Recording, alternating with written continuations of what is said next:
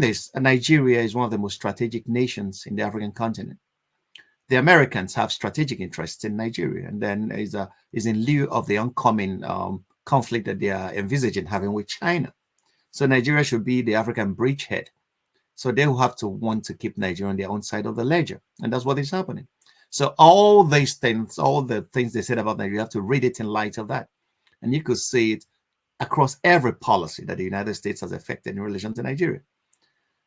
They saw, but they have ambassadors in Lagos. They have CIA attaches in Lagos and Abuja. They knew what happened more than Nigerians knew.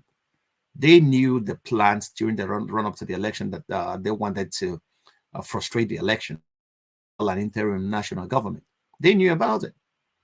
They knew when terrorists were being camped in houses in Abuja. They knew about it, and they did something in that regard.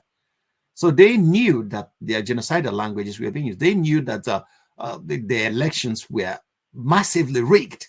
The Nigerian people know that. The Americans know that as well. So coming so many months later to tell us what we already know, and then saying it's the will of the Nigerian people. How contradictory can you be? Is it that the elections were massively rigged? And if they were massively rigged, how could they be the will of the people? You know, there is no kind of diplomatic language that could excuse that kind of faux pas. Nigerians know that the last election was the worst in their history. Even the guy that won the election knew what he did to win the election. He didn't win it. So the Supreme Court just put a rubber stamp to a broad daylight robbery. We all saw that. It all happened before our eyes. So telling us that it's the will of the Nigerian people is just insulting our intelligence. And, you know, they should know that Nigeria is, we are an independent nation. They should stop treating us like kids, still on their feeding bottle. Anyway, Nigeria is still on their feeding bottle, so to say. So that's what it is. They have interests, and you have to know every country has her own interest, and those interests are to be defended and preserved. So America is just battling to preserve her interest. Whether that interest aligns with the interest of Nigerians is yet to be seen. And you have to know, one of the people that actually understood the politics, the power at play across Africa and most of the global south is the man called Chinweizu. Chinweizu, one of the greatest writers of all times.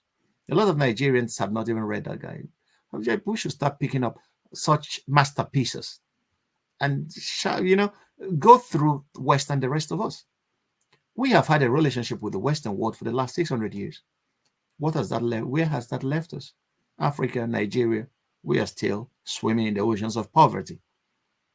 But those countries that detached themselves from Western influences have tried to find the path that suits them. And so the Western countries are not here to develop us. They will never develop Africa. They will never develop Nigeria. The job of development lies on us. Shakespeare said it. Every bondsman in his hands lies the keys to cancel his captivity. So in our hands lie this key to move ourselves forward. They have their own interest. Their interest is resources. If you listen to the American Joint Chiefs testimony to the Congress of the United States last year, everything they were talking about Africa is about securing America's access, the U.S. access to resources, African resources. And that's all the war they're going to fight with China in Africa or Russia in Africa. It's about securing resources. They never told you that they're coming here to develop you. They are securing their access to our resources. How imperial could words ever be than that? So they have told you why they are there for. It's not to develop you. So Nigerians should find a way of trying to, you know, exist in this precarious world where power plays all that there is to it. The Russians have their own interests as well. The Chinese as well. China comes and tells you, I'm here for business. Here's what I want. I want resources. I don't care about the politics you play in your country. Give me the resources. I'll give you the money, or I'll build roads for you. It was working for us. And then the Europeans that have been with us for, the West that has been with us for 600 years, without selling us even as human merchandise during the slave trade, are now telling us that the Chinese are corrupt. You know? Sorry.